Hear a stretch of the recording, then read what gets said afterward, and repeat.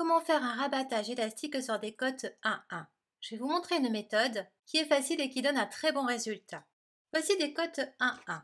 Normalement, si je continue mon travail ici, je vais tricoter la première maille à l'endroit, la suivante à l'envers, à l'endroit, à l'envers, etc. Eh bien, en fait, dans cette méthode, quand vous allez voir une maille à l'endroit, vous allez la tricoter à l'envers. Et quand vous allez voir une maille qui se présente à l'envers, vous allez la tricoter à l'endroit. C'est ce qu'il y a de plus difficile à se souvenir. C'est tout. Alors, nous allons voir ça maintenant.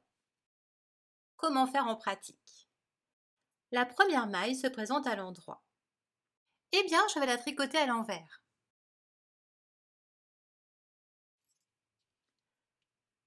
La maille suivante se présente à l'envers, donc je vais la tricoter à l'endroit. Vous allez me dire, le fil ici, je vais le passer de cette façon pour pouvoir tricoter la maille suivante à l'endroit. Eh bien non. Pour passer le fil, on va faire une petite chose qui va peut-être vous sembler un petit peu compliquée au début, mais vous allez voir, c'est très simple. Vous allez glisser votre maille de l'aiguille droite vers l'aiguille gauche. Ensuite, vous allez passer votre aiguille sous le fil. Votre fil se retrouve maintenant sur l'arrière du travail. Et vous allez refaire glisser votre maille de l'aiguille gauche vers l'aiguille droite. Mon fil est positionné sur l'arrière. Je peux donc tricoter la maille à l'endroit. Et maintenant, je vais rabattre la maille qui est à droite sur la maille qui est à gauche. Je viens de rabattre une maille. La maille suivante se présente à l'endroit. Mon fil est sur l'arrière.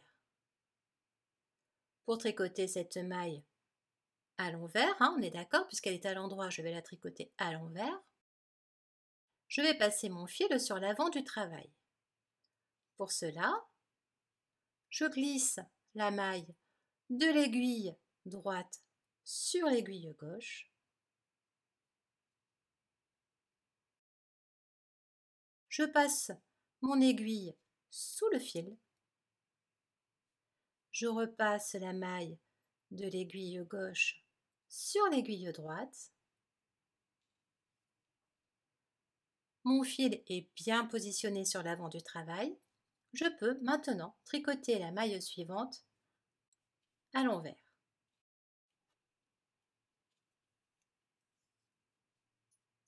Je rabats cette maille sur celle-ci.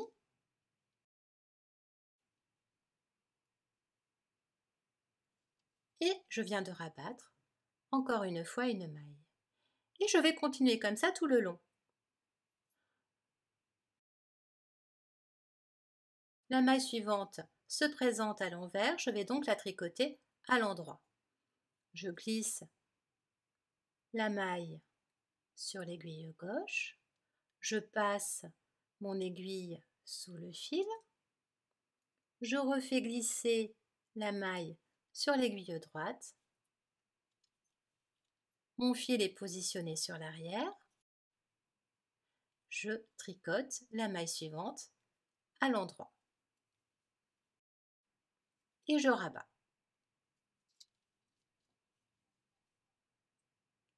Maintenant, imaginons que vous devez poser votre travail pour une raison ou une autre, le téléphone qui sonne ou parce que vous avez énormément de mailles à rabattre et vous n'avez pas le temps de tout faire. Alors quand vous allez reprendre votre travail, peut-être que vous allez vous dire où est-ce que j'en suis, je ne sais plus, devant, derrière, etc. Le fil, je ne sais plus. Eh bien, regardez. Première chose à vérifier, cette maille est à l'endroit, donc je dois la tricoter à l'envers. Ensuite, vous regardez où se trouve votre fil. Ici, le fil est sur l'arrière du travail, donc il est mal positionné. Je dois le placer devant. Je fais glisser la maille, je passe mon aiguille dessous, je fais glisser la maille et je vais tricoter la maille suivante à l'envers.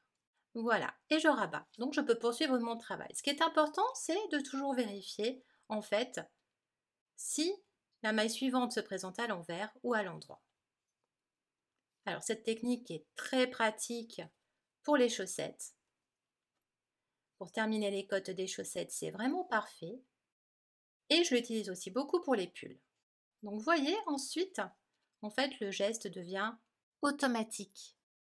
On ne se pose plus vraiment de questions. Au début, vous allez réfléchir un petit peu, comme toujours hein, quand on découvre une nouvelle technique, mais ensuite, c'est très facile. On se retrouve à la fin pour vous montrer le résultat. Voilà, j'arrive à la fin du rabattage et j'ai hâte de vous montrer le résultat. Et voilà. Alors, regardez un petit peu ce que ça donne.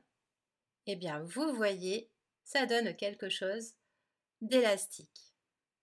Et d'élastique comme il faut. Ce n'est ni trop élastique, donc vous n'avez pas quelque chose qui fait comme ça un petit peu en chou-fleur. Vous avez quelque chose qui est élastique, mais qui tient, mais qui est quand même qui tient bien. Ici, j'ai aussi utilisé un montage élastique. Donc, vous voyez, on a la même chose. Donc, si vous faites une écharpe, par exemple, pensez à faire un montage élastique et faire un rabattage qui est aussi élastique au niveau des côtes. J'espère que ce tuto vous a été utile. Si c'est le cas et que vous l'avez apprécié, mettez un j'aime, partagez-le et abonnez-vous à ma chaîne.